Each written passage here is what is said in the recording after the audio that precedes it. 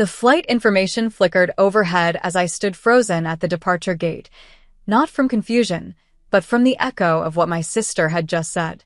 "We didn't book you a seat. Thought you'd cancel anyway." She smirked like it was clever. Like humiliation was a joke. My parents didn't even look back. They just laughed and kept walking toward security, dragging their designer carry-ons across the polished floor like they weren't dragging my heart with them. "My name is Danielle, and from wherever you're watching this, stay with me. Because I have a question. Have you ever watched the people you love treat you like luggage? Optional, forgettable, and easy to leave behind?" I wasn't late. I wasn't uninformed. I was standing there in jeans and a packed duffel, holding my passport, assuming I was part of the family vacation I helped plan. You know what my mistake was? Assuming I belonged. That trip, New York to Santorini, 5-star hotels, the private vineyard tour, the sunset cruise, I helped arrange every part. I worked overtime shifts. I coordinated the bookings. I offered my card when the family group chat had gone silent after the price tag came up. "Just charge it," Mom had said. "We'll settle it later." They never did. But I thought maybe this trip would be different. Maybe I'd be more than the backup planner. Maybe I'd actually be included. Turns out I was just the wallet with a smile. I watched them walk through TSA. My sister even turned around to wave at me like she was doing me a favor. "Oh well," she mouthed. And that's when it clicked. Not rage. Not tears. Just clarity. Because what they didn't know, what they never even bothered to ask, was that the entire trip was on my credit card. Flights. Hotel confirmations. Cruise reservations. Every single itinerary booked in my name. So while they floated through the airport like royalty, I pulled out my phone. 10 minutes. That's all it took. I canceled everything. The flights? Gone. The hotel? Refunded to my account. The cruise? Notified of the fraudulent guests. I stood at gate B12, tucked my phone back into my pocket and smiled. Let them board. Let them take off. Let them land halfway across the world only to find out the trip was never theirs to begin with. I sat in the airport lounge sipping a basic latte while tracking the flight I'd just canceled for 5 people. Delayed. Then denied. They must have reached the gate just as the system flagged their boarding passes as invalid. I imagined my sister standing there in her designer sandals, rolling her eyes at the gate agent. Mom pulling out her sunglasses dramatically. Dad going red in the face, insisting, "There must be some mistake. We booked weeks ago." "No, Dad. I booked weeks ago. And you all just assumed I'd stay quiet and foot the bill like always." A message lit up my phone. "Grace, sister. Why is the airline saying we have no booking? Call me now." I didn't. I watched the airport crowd move around me. Calm. Normal. Meanwhile, on the other side of security, the people who raised me were probably realizing for the first time in their lives that I wasn't going to save them this time. See, they'd gotten used to me being invisible. Not weak, invisible. The kind of person who makes the dinner, sets the table, and isn't offered a seat. Who drives 3 hours to help but gets left out of the group photo. Who plans the family vacation but isn't considered family enough to deserve her own plane ticket. My silence was their favorite currency. They never imagined I'd cash out. Another ping. "Mom, Danielle." "What did you do?" "We're at the gate, and there's no flight. Fix it." Then, not 5 seconds later. "Mom, you have 5 minutes to call me before your father explodes." Explodes? Exploding is easy. Staying calm, now that's power. So I stood, picked up my bag, and walked to the exit. No chaos. No shouting. Just the quiet satisfaction of letting years of being sidelined land exactly where it hurt. By the time they realized the hotel in Santorini had also been canceled, I was already halfway to my rental car. I had booked a cozy cabin upstate, peaceful, silent, and entirely mine.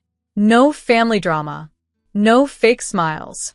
Just me, and the sound of them panicking somewhere over the Atlantic, wondering why the world suddenly stopped revolving around them. Oh, and one more thing. I left a little message on the cruise reservation email, the one I CC'd them on, right after I hit cancel. "Sorry. There's been a change in plans." Turns out I did cancel, just not in the way you expected. By the time they realized the hotel had dropped their reservation and the cruise line had blacklisted their names due to a flagged chargeback, I was already wrapped in a warm wool blanket, drinking coffee in front of a fire. No calls. No yelling. Just the crackling sound of peace, something I hadn't felt in years. My phone buzzed again. I didn't even bother checking. They weren't calling out of love. They were calling because they finally needed something from me. Again. For context, this wasn't new. When Grace wanted to go to college out of state, I co-signed the loan. When Dad's business almost lost its warehouse, I loaned him $10,000 from my emergency fund.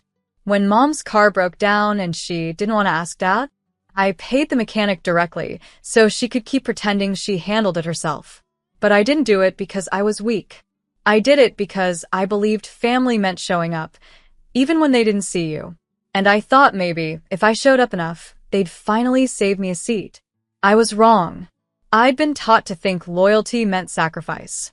But somewhere along the way, I started confusing silence with love. When they left me at that airport gate, without so much as a glance back, I saw it clearly. They never saw me as part of the family. I was just the sponsor, the fixer, the afterthought with a credit limit. So this time, I didn't answer their calls. I let them sweat through the Athens airport, fighting over who was going to fix it now that their human doormat wasn't kneeling in front of them. Instead, I did something they'd never expect. I opened my laptop and filed the formal dispute, all $8,360 of it, labeled under unauthorized family abuse of funds, screenshots, chat records, confirmation emails in my name. By the time they landed, their phones were probably lighting up with fraud alerts. Grace tried to FaceTime me. I watched her name pop up on the screen, paused, and then declined it. She sent one last message. You're being dramatic. You're going to regret this. But regret? That's what I felt every time I paid the bill and still wasn't allowed at the table. This wasn't revenge. It was reclamation. Of time. Of dignity. Of my own narrative. Because when someone leaves you behind on purpose, they don't get to keep riding on your credit. Not now. Not ever again. The next day, I finally answered. Not to argue. Not to explain. Just to hear how they'd spin it. Mom's voice hit first, shrill, offended, coded in disbelief. Danielle, how could you? You embarrassed us in a foreign country. We were left standing there like criminals. The hotel staff thought we were scammers. I didn't flinch. I just let her keep talking. Do you know what people must think of our family name now? After all we've done for you. All they've done? I almost laughed. But I waited until she was done gasping for control before I answered calmly. I didn't cancel the trip to punish you, Mom. I canceled the illusion that I was ever part of it. Silence. Then Dad came on the line. His voice wasn't angry. It was tight, controlled. Like he'd rehearsed this. You went too far. This isn't just about a vacation. It's about respect. I let out a breath. Exactly, I said. Respect. Funny how it suddenly matters when you're not the one being left behind. We didn't mean it like that, he muttered. You meant it exactly like that, I replied. You booked tickets for everyone but me, then laughed like it was some inside joke. You left me standing there like I wasn't your daughter. I've worked overtime for months to pay off that trip. And when you thought you had everything in hand, you tossed me out like I was lucky to even be at the gate. There was a pause. Then he said, we assumed you'd understand. You always do. And that was the problem. I always understood. I always adjusted, forgave, made peace while choking on my own silence. But not this time. I'm not your understanding little girl anymore, I said. You taught me family means obligation. I'm teaching myself that it means respect. And if I have to choose between the two, I'll choose myself. Then I hung up. No drama. No screaming. No apologies. Just the click of a line they never expected me to cross. Later that night, Grace texted me. You're seriously cutting us off over a seat on a plane? And for the first time in my life, I smiled at her ignorance. Because it was never about the seat. It was about every table I wasn't welcome at, every conversation I was left out of, every time I paid, emotionally, financially, and still had to knock before entering my own family. The seat was just the final receipt, and I wasn't footing the bill anymore. By the third day, their group vacation had fully unraveled. I didn't need to spy. They aired the disaster themselves. Grace posted a cryptic Instagram story. A blurry selfie, no makeup, captioned, "People will use money to control you. Watch out." Then a screenshot of an email from the cruise company. Reservation canceled due to billing authorization failure. Refund processed to original cardholder. I almost felt bad. Almost. But then I remembered standing at that airport gate, suitcase in hand, hearing my sister say, "We didn't book you a seat. Thought you'd cancel anyway." While Mom laughed like I was the joke. Let them sit in that. What they didn't know was that I had anticipated exactly this. Before canceling everything, I'd also ensured there'd be no fallback options. No second hotel. No last-minute resort upgrade. No alternative cruise route. Why? Because this was the first time in their lives that I decided how far they got to go. Turns out, without my help, they didn't get far. I heard through a cousin that they ended up crammed into a 2-star roadside hotel outside Athens, trying to make the most of it. No vineyard. No fine dining. Just plastic chairs and Greek TV reruns. And when they finally realized their cards were frozen from my fraud alert, the panic turned real. Dad emailed me. Not text. Not a call. An actual email, subject line. Talk. "We made a mistake. But you've made your point. We're stuck in a foreign country with no cash, no reservations, and your mother is on the verge of tears. We're family, Danielle. Fix this. Please." No, I'm sorry. No ownership. Just a plea dressed up in entitlement. They still didn't get it. This wasn't punishment. This was consequence.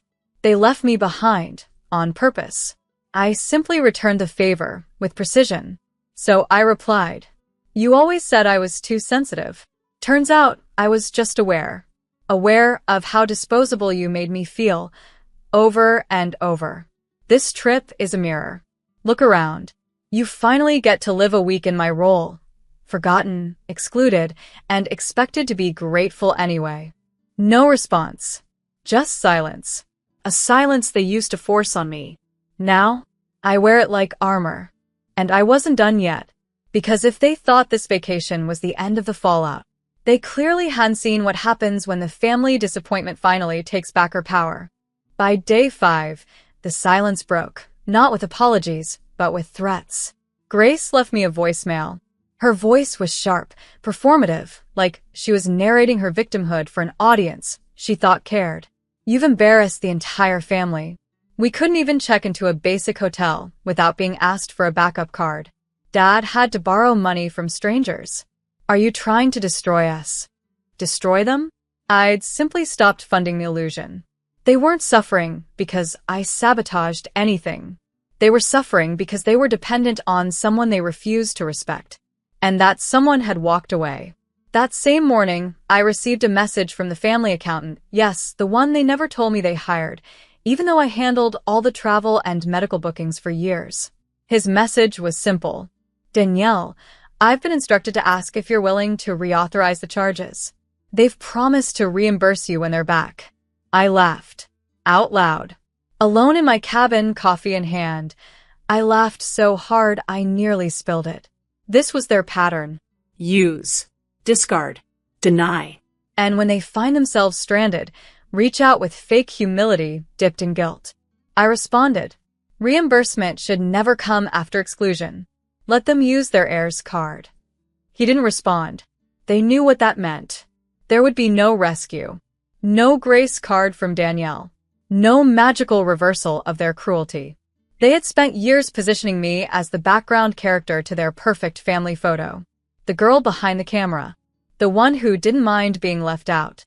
Well, now that same girl had the receipts. The credit. The cancellation rights.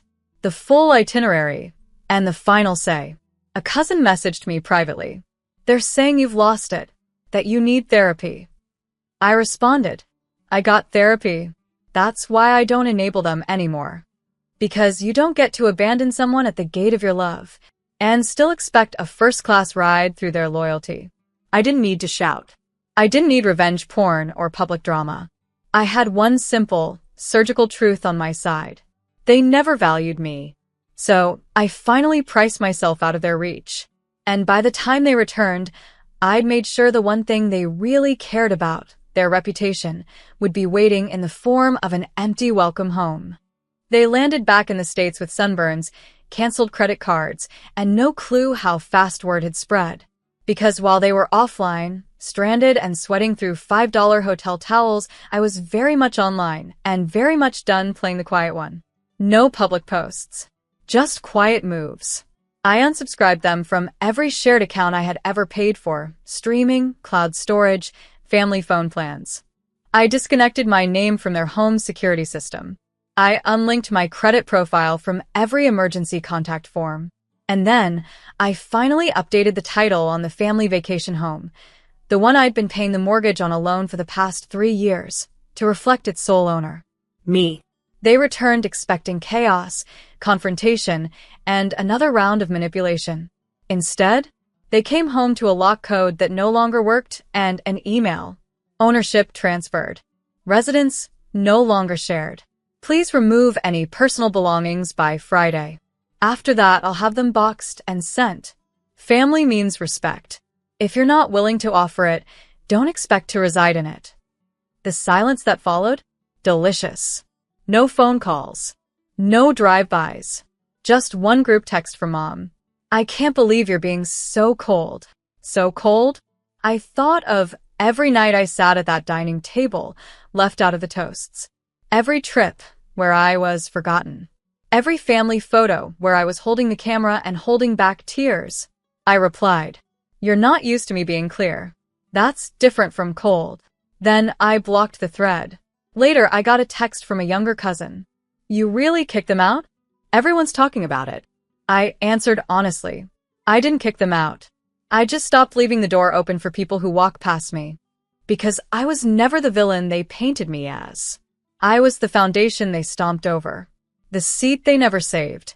The name on the card they thought they could swipe without consequence. Now, I wasn't the invisible one in the background. I was the address on the deed. The line they couldn't cross. The ending they didn't write. And the next time they plan a vacation, they'll know exactly what it costs to leave someone behind when she finally learns to leave them behind. 2 months passed. 2 months of blissful silence. No texts. No birthday reminders. No fake check-ins masked as control. Then one day, I got a handwritten envelope in the mail. From my father. Inside, a photo. One of those perfect family pictures. Everyone dressed in white linen on some beach. Me cropped out. Literally. The frame cut jaggedly around where I once stood. No note. No apology. Just the picture. It should have hurt. But it didn't. Because I'd already stopped mourning people who only called me family when they needed a ride, a check, or a silence they could exploit. I walked to my fireplace, held the photo in my hand for one last breath, and dropped it in. Gone. No rage. No flames of fury. Just quiet release. That night, I hosted a dinner in the same vacation home they once excluded me from. Not a reunion. Not revenge. Just something real. A friend who took me in when I was left at the airport. A coworker I helped through chemo. A neighbor whose child calls me Auntie D.